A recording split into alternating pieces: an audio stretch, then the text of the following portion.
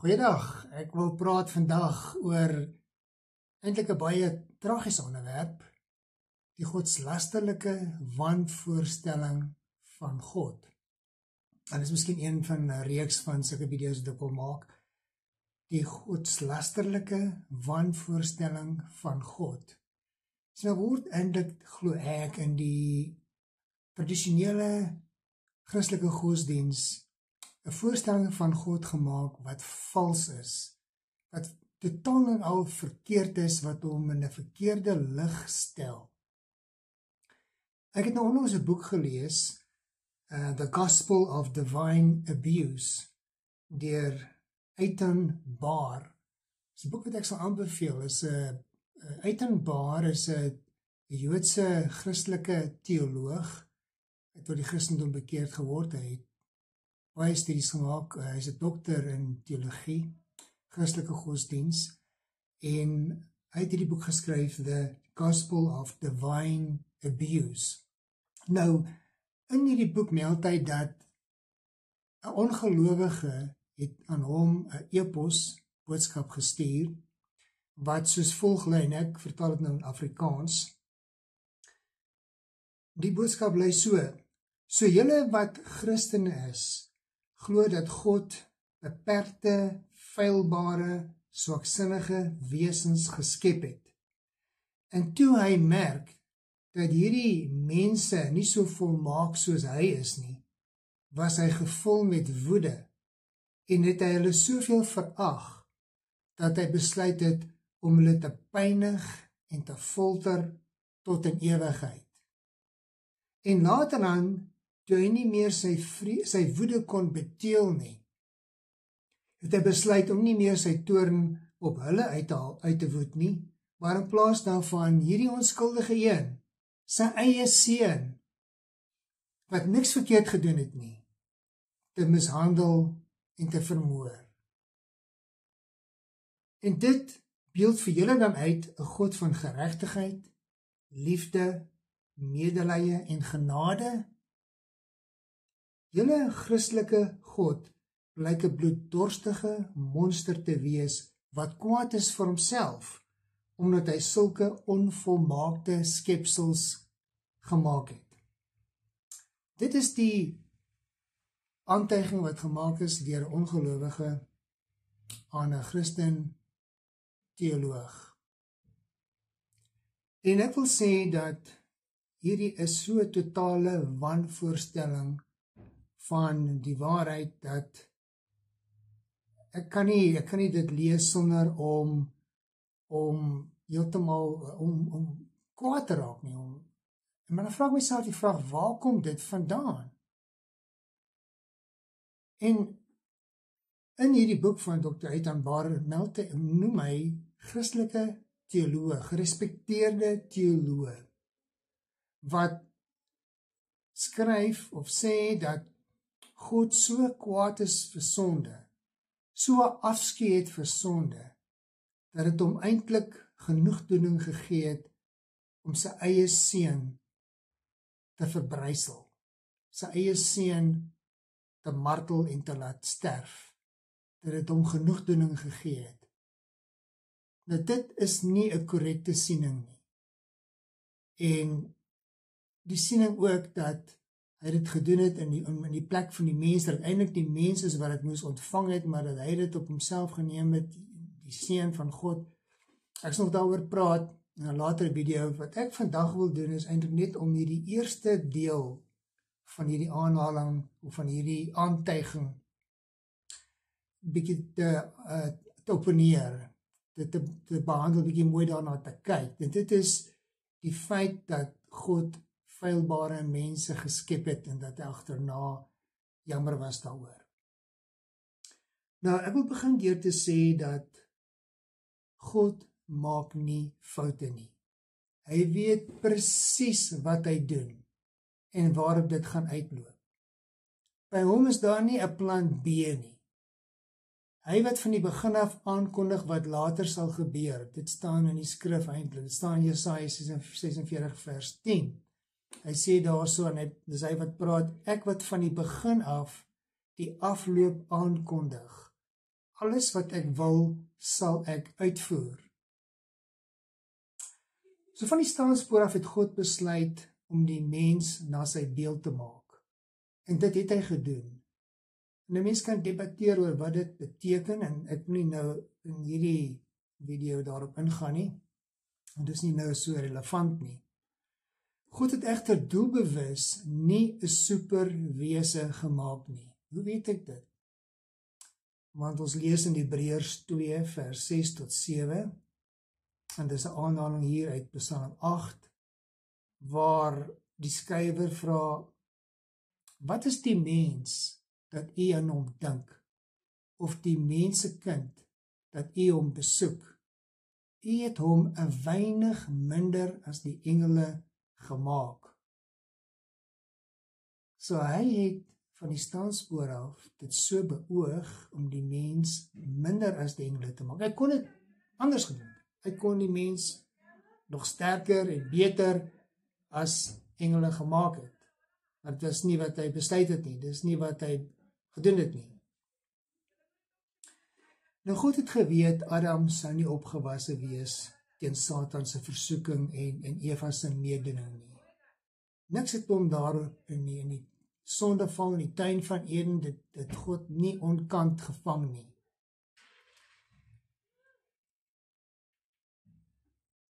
Voor wat ons noem die sondeval, voor dit gebeur in die tuin van Eden, het Adam en Eva geen kennis van kwaad gehad nie. Hulle het ook nie enige kennis van goed gehad nie, want jy kan nie eintlik die een en die ander met saamgaan. En daarom het God 'n boom geplant in daai tuin, die kennis van goed, die boom van die kennis van goed en kwaad. Dis nie die boom van die kennis van kwaad nie, dis van goed en kwaad. Want jy kan nie eintlik goed verstaan en goed ken nie, as jy nie ook eens kwaad geken het nie. Dan moet 'n kontras wees om te kan vergelyk, om die twee te mekaar af te speel. So in die tuin van Eden was Adam en Eva nie, jy lees net dat hulle vreeslik dankbaar was oor wat hulle gesien het en ervaar het daar. Dis 'n idilliese wêreld. Daar was geen dood nie, daar was vrede, daar was 'n pragtige tuin wat God geplant het. Moes iets fantasties gewees het, ek sou graag wil sien eendag. Maar hulle het dit nie waardeer nie, want hulle het nog nie kwaad ervaar nie, so hulle kon dit nie kontrasteer nie. So God het geweet, die mens moes deur dit gaan. En eers toe hulle van daardie boom se vrug geëet het, het hulle oë begin oopgaan vir wat goed en kwaad is. En God het geweet hulle moes daai kontras ervaar.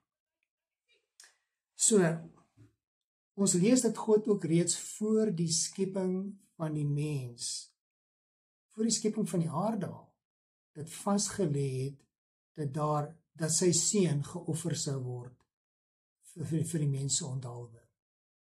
Ek gaan nie tyd hê om in al hierdie tekste in te gaan nie, maar as jy dit volgende opkyk, 1 Petrus 1 vers 20 en ook Openbaring 13 vers 8 in sekere vertalings, en al die vertalings bring dit so duidelik uit nie, dat hy is, die lam is geoffer voor die grondlegging van die wêreld.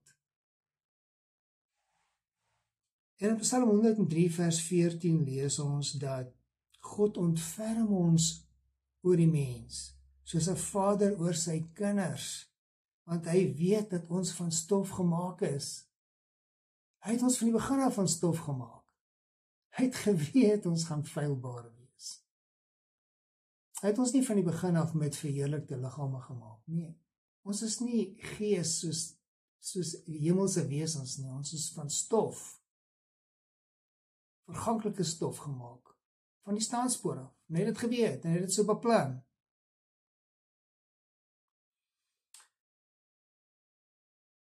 In 2 Korintiërs 12 vers 9 sê God vir Paulus, my krag word in swakheid volbring. En dis toe Paulus nou, dat hy nou 'n doring in sy vlees ervaar het, en hy 3 keer vir God gesmeek en gevra om dit asseblief weg te neem, en God het vir hom gesê, my genade is goed genoeg vir jou.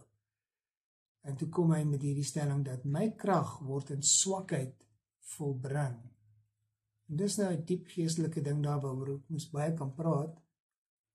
Maar ek wil net sê dat dit is deel van die plan van God is, hy sou werk met mense wat swak is, en hy sou met hulle werk en hulle bring tot 'n punt waar hulle 'n volmaakte skepping is.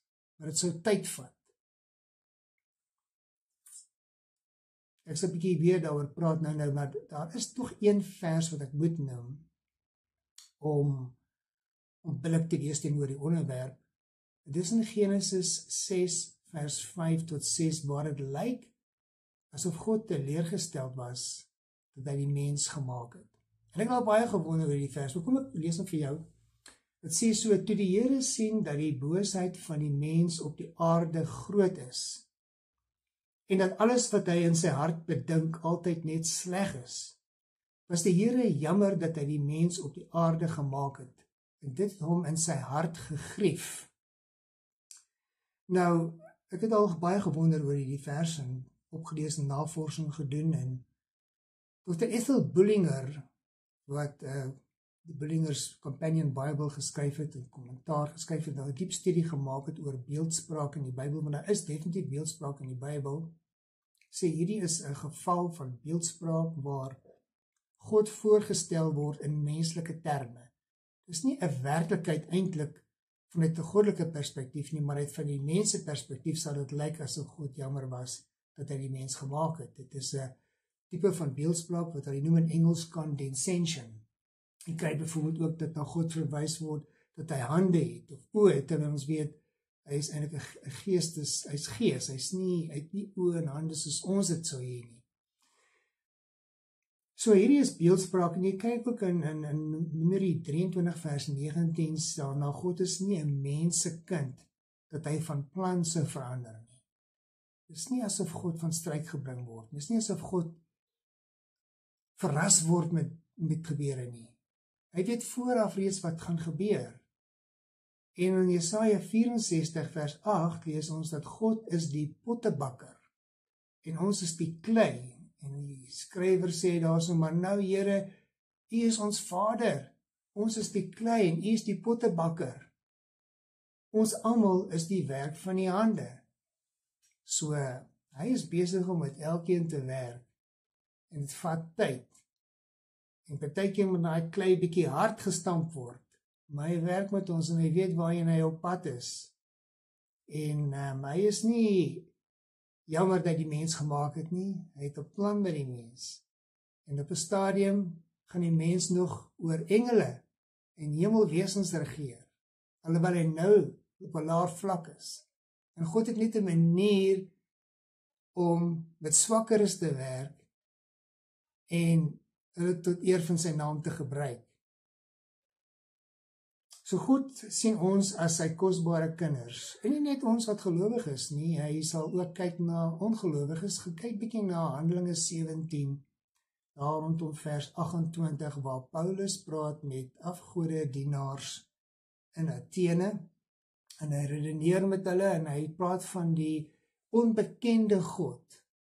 En dan haal hy ook nog aan uit 'n gedig van een van hulle skrywers, wat sê, ons is sy nageslag, en hy verwys daarna na hulle en homself. Ongelowiges is God se nageslag. Dit is ons 'n bietjie verder kyk, 'n bietjie dieper kyk as net die heilige. So God sien ons as sy kosbare kinders, en selfs ongelowiges sien hy as sy nageslag.